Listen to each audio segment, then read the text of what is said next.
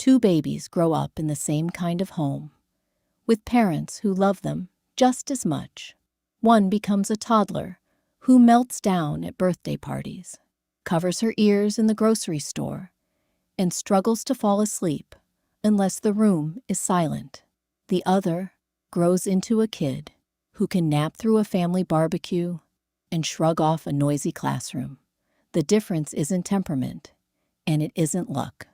Researchers now believe it traces back to how often and how early a baby's nervous system was pushed past what it could actually handle.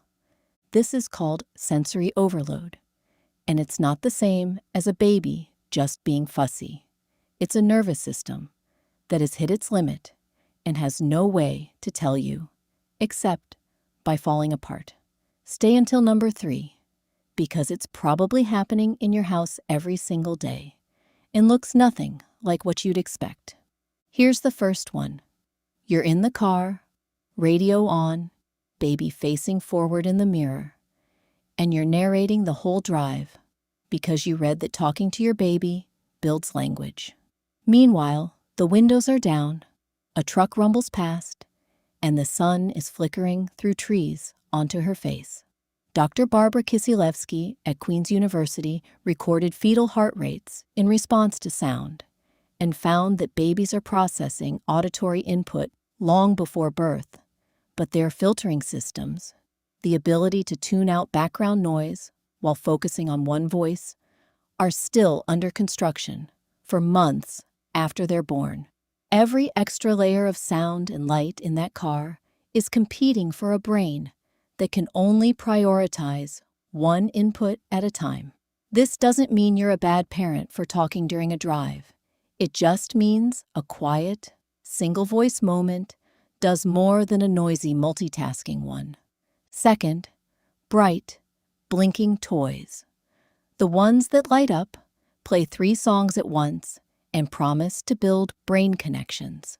Dr. Nathan Fox at the University of Maryland has spent decades studying infant temperament and found that some babies are born more biologically reactive to stimulation, meaning bright lights and layered sounds spike their stress response faster than others. A toy that flashes and plays music simultaneously isn't giving a baby's brain more to learn from. It's often giving it too much to sort through at once. One overstimulating toy doesn't undo anything. This is about awareness, not another thing to feel guilty over. Third, family gatherings where everyone wants a turn holding the baby. Grandma, then an uncle, then a cousin's perfume, then a new face leaning in close. Dr. Edward Tronick's still face research at UMass Boston showed how sensitively babies read faces and respond to shifts in expression and tone, which means a rotation of unfamiliar faces, voices, and smells in a short window isn't a fun afternoon to a baby's nervous system. It's a lot of new data to process, back to back. A baby who cries at the 5th handoff isn't being difficult. She's simply run out of processing room, and that's not a reflection of your parenting. Fourth, screen time during meals, even just for a few minutes so you can eat. The moving images, changing colors, and unpredictable sound are exactly the kind of input infant brains struggle to filter. Since the brain's control center for shifting attention voluntarily is one of the last regions to mature. This doesn't make you a bad parent for needing 5 quiet minutes to eat lunch. It just explains why baby seems extra wired right after. Fifth, shopping trips under fluorescent lighting, with carts squeaking, intercoms announcing sales, and strangers cooing over the stroller. Layer that with the fluorescent flicker most adults don't even consciously notice, and you have a sensory environment adults tolerate easily, but infants often can't. One overwhelming errand run doesn't undo the calm moments at home. Babies need good enough days, not flawless ones.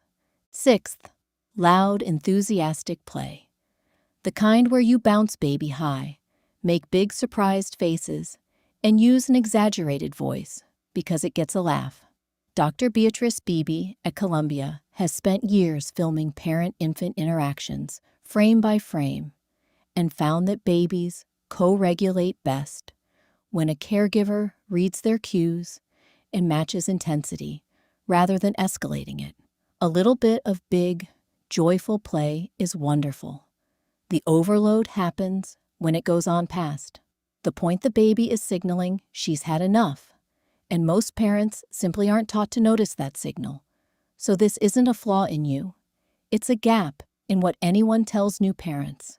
Seventh, multiple caregivers talking over each other, all trying to soothe baby at once during a meltdown, each with a different bounce, different voice, different suggestion.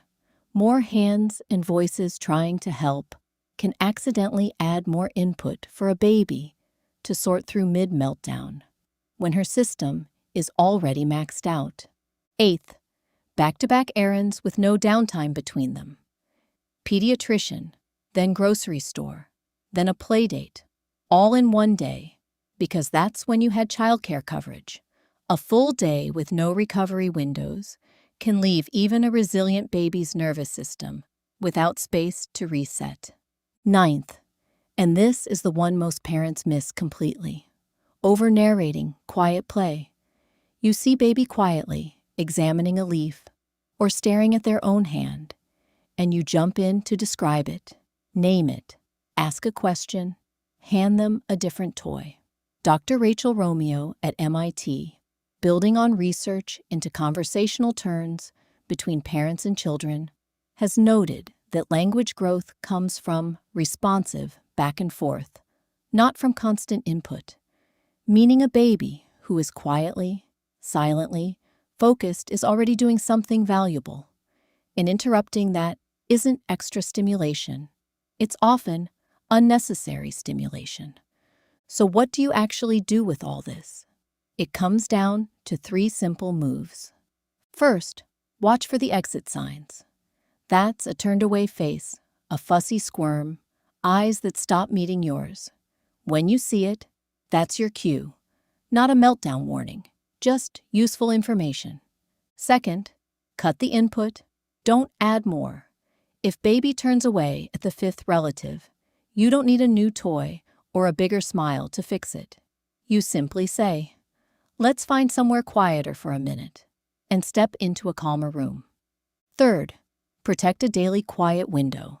15 minutes with no screen, no toy that talks back, no narration. Just baby, a soft object, and stillness. That's it. 3 moves. Notice the exit sign. Reduce rather than add. Protect 1 quiet window a day. Here's why this actually matters more than the products marketed to you.